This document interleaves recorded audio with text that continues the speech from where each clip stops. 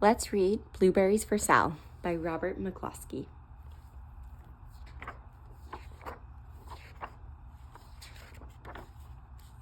One day, little Sal went with her mother to Blueberry Hill to pick blueberries. Little Sal brought along her small tin pail, and her mother brought her large tin pail to put berries in. "We will take our berries home and can them," said her mother. "Then we will have food for the winter."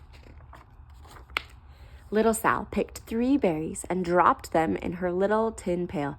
Kaplink, kaplunk, kaplunk. She picked 3 more berries and ate them. Then she picked more berries and dropped one in the pail. Kaplunk, and the rest she ate. Then little Sal ate all 4 blueberries out of her pail.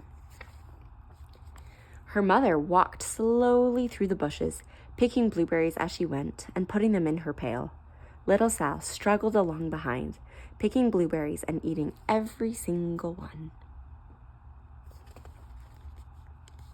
Little Sal hurried ahead and dropped a blueberry in her mother's pail. It didn't sound kaplink because the bottom of the pail was already covered with berries. She reached down inside to get her berry back. Though she didn't really mean to, she pulled out a large handful because there were so many blueberries right up close to the one she had put in. Her mother stopped picking and said, "Now, Sal, you run along and pick your own berries. Mother wants to take her berries home and can them for next winter." Her mother went back to her picking, but little Sal, because her feet were tired of standing and walking, sat down in the middle of a large clump of bushes and ate blueberries. On the other side of Blueberry Hill, Little Bear came with his mother to eat blueberries. "Little Bear," she said, "eat lots of berries and grow big and fat. We must store up food for the long, cold winter." Little Bear followed behind his mother as she walked slowly through the bushes eating berries. Little Bear stopped now and then to eat berries. Then he had to hustle along to catch up. Because his feet were tired of hustling, he picked out a large clump of bushes and sat right down in the middle and ate blueberries. Over on the other side of the hill, little Sal ate all of the blueberries she could reach from where she was sitting, and then she started out to find her mother. She heard a noise from around the rock and thought, "That is my mother walking along." But it was a mother crow and her children, and they stopped eating berries and flew away, saying, "Caw, caw, caw." Then she heard another voice in the bushes and thought, "That is surely my mother, and I will go that way." But it was Little Bear's mother instead. She was tramping along, eating berries and thinking about storing up food for the winter.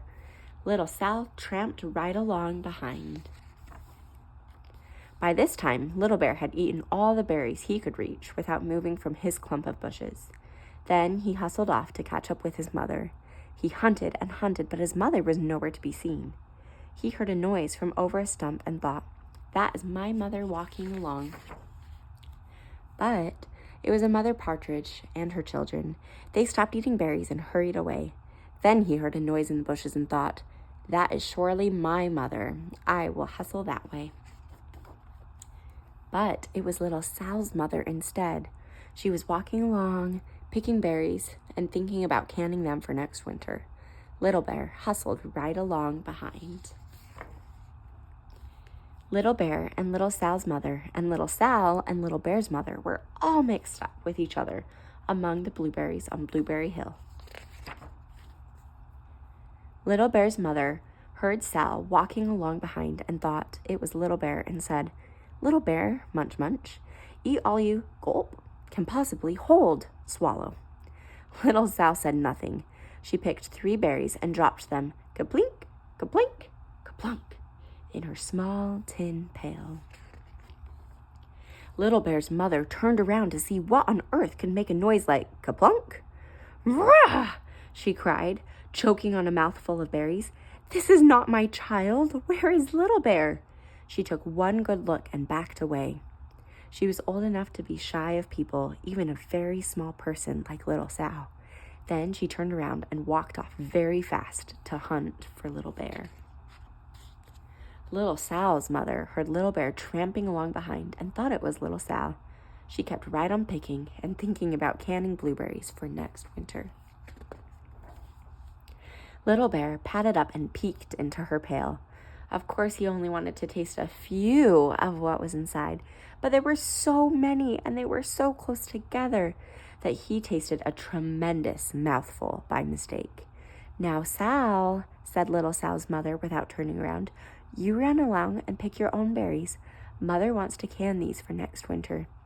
Little Bear tasted another tremendous mouthful and almost spilled the entire pail of blueberries. Little Sal's mother turned around and gasped, "My goodness, you are not Little Sal. Where, oh, where is my child?" Little Bear just sat munching and swallowing and licking his lips. Little Sal's mother slowly backed away. She was old enough to be shy of bears, even very small bears like Little Bear. Then she turned and walked away quickly to look for Little Sal. She hadn't gone very far before she heard a kaplink, kaplink, kaplunk. She knew just what made that kind of noise. Little Bear's mother had not hunted for very long before she heard a hustling sound that stopped now and then to munch and swallow. She knew just what made that kind of noise. Little Bear and his mother went home down one side of Blueberry Hill, eating blueberries all the way and full of food stored up for next winter. And Little Sal and her mother went down the other side of Blueberry Hill, picking berries all the way, and drove home with food to can for next winter, a whole pail of blueberries and 3 more besides.